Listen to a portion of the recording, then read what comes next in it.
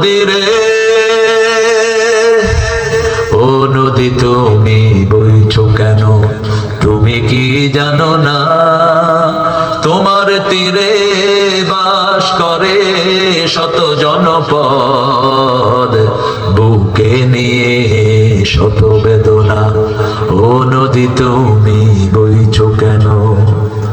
যদি খুলনা থেকে আসছি, নাম হারুন, আলোচনা করার ভিডিও করার জন্য। আপনার সঙ্গীত আমার প্রিয়, তার মধ্যে অন্যতম চোখের আড়াল হলে মনেরও আড়াল হয়। আপনারা একটা সঙ্গীতের আসর করেন, আমার তো ধার করতে হয় না, আমার সুবিধা আছে, ধার কর্জ করার দরকার নেই। আমি আল্লামাকে নিয়ে একটা লিখেছি।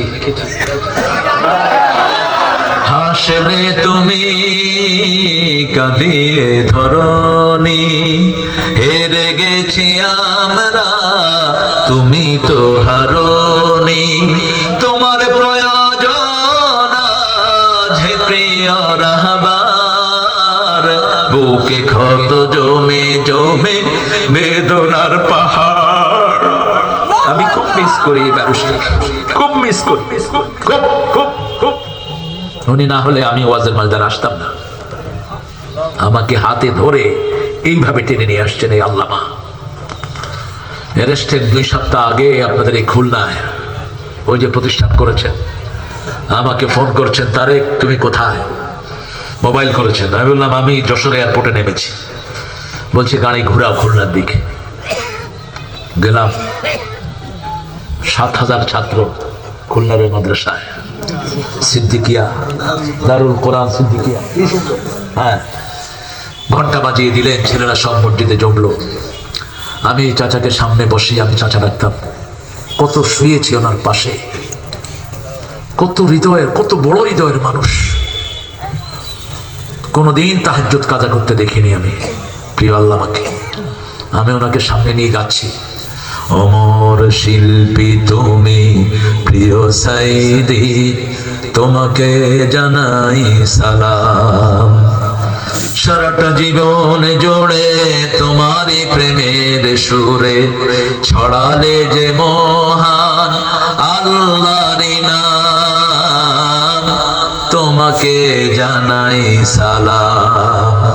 অমর শিল্পী তুমি প্রিয় সাইদি, তোমাকে জানাই সালাম।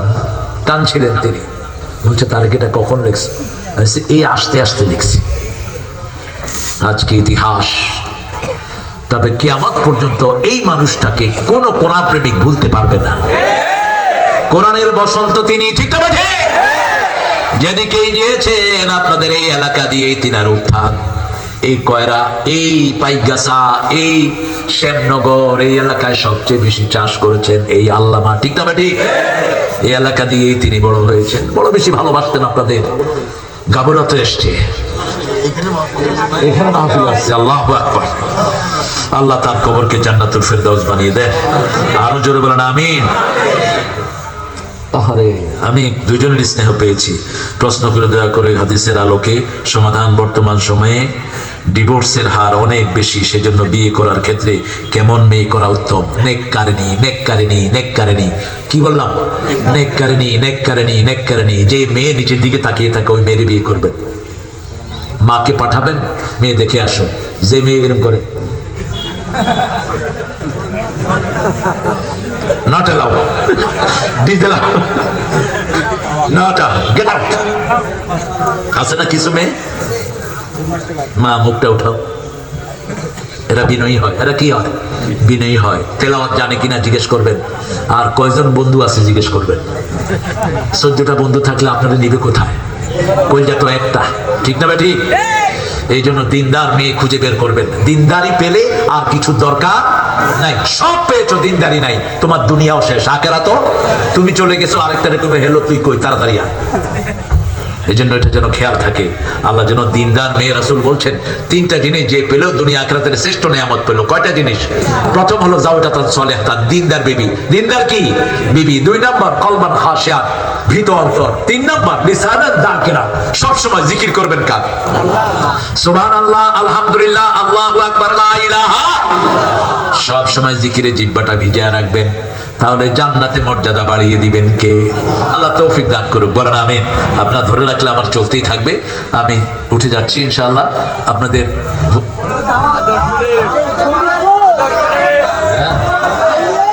হ্যাঁ, দাওয়াত যদি রমজানের প্রথম সপ্তাহে যদি আমার ডায়েরিতে ঢুকাইতে পারে আসবো, আপনারা আসবো।